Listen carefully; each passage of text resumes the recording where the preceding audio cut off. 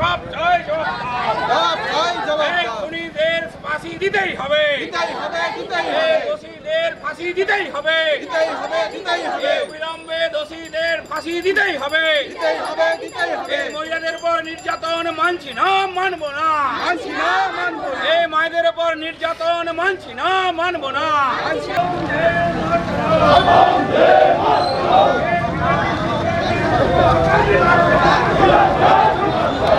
আরজিকর হাসপাতালে ডক্টর মৌমিতা দেবনাথ, তাকে ধর্ষণ করে খুন করা হয়েছে।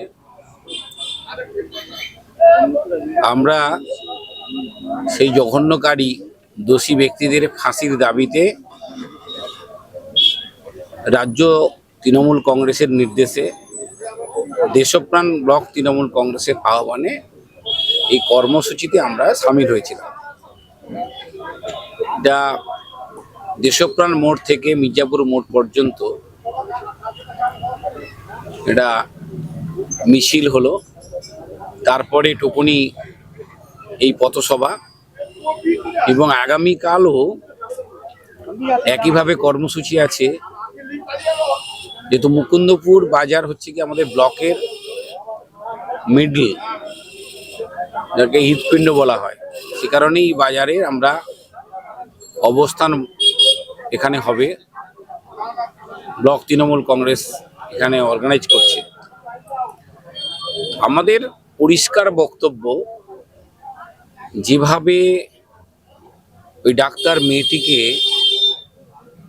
ধর্ষণ করে খুন করা হয়েছে নির্মমভাবে, তার সঙ্গে যারা যারা জড়িত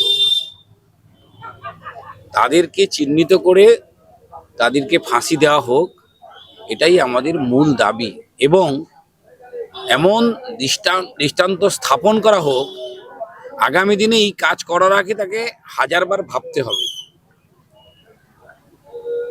মহামান্য হাইকোর্টের নির্দেশে সিবিআই তদন্ত করছে, কিন্তু সিবিআই তদন্ত মানে তদন্ত চলছে চলছে চলছে, ওটা আমরা মানব না। আমাদের রাজ্যের মুখ্যমন্ত্রী মমতা বন্দ্যোপাধ্যায়ও এই বিষয়ে বারবার বলেছেন, দ্রুততার মধ্যে তদন্ত শেষ করে দোষীকে চিহ্নিত করে তাকে দৃষ্টান্তমূলক সাজা অর্থাৎ ফাঁসির পক্ষে। আর আমরা তৃণমূল কংগ্রেসের সর্বস্তরের সৈনিক, আমরাও চাই এই দোষী ব্যক্তির সাজা হোক, ফাঁসি, এবং সেটা যত দ্রুত সম্ভব এই তদন্তর কাজ শেষ করে দোষীকে চিহ্নিত করে, দোষীদের চিহ্নিত করে তাকে ফাঁসি দেওয়া হোক। আগামী দিনে দোষীদের শাস্তির দাবিতে এর থেকে বৃহত্তর আন্দোলনে নামবেন? হ্যাঁ, যদি এরকম ঝুলে থাকে, চলছে চলবে হয়, সেটা আমরা তৃণমূল কংগ্রেসের কর্মী সমর্থকরা এটা মানব না। এটা আমাদের রাজ্যের ক্ষেত্রেও লজ্জা। আমাদের এই মাটিকে, এই মাকে অপমান করেছে। মায়ের অপমান, নারীদের অপমান মানে আমাদের সকলের অপমান। তাই তৃণমূল কংগ্রেস আজকে রাজপথে, শুধু দেশপ্রাণ ব্লক নয়, আজকে সারা রাজ্যের মানুষ তৃণমূল কংগ্রেসের ব্যানারে তারা মাঠে নেমেছে। আপামর জনসাধারণ সংঘবদ্ধ হয়েছেন।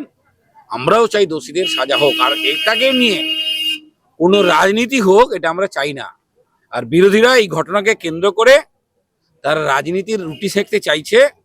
আমরা তাদেরকে সতর্ক করে দিয়ে শুধু এটুকুই বলতে চাই, দোষীর সাজা হোক, দোষীদের বিরুদ্ধে ব্যবস্থা হোক।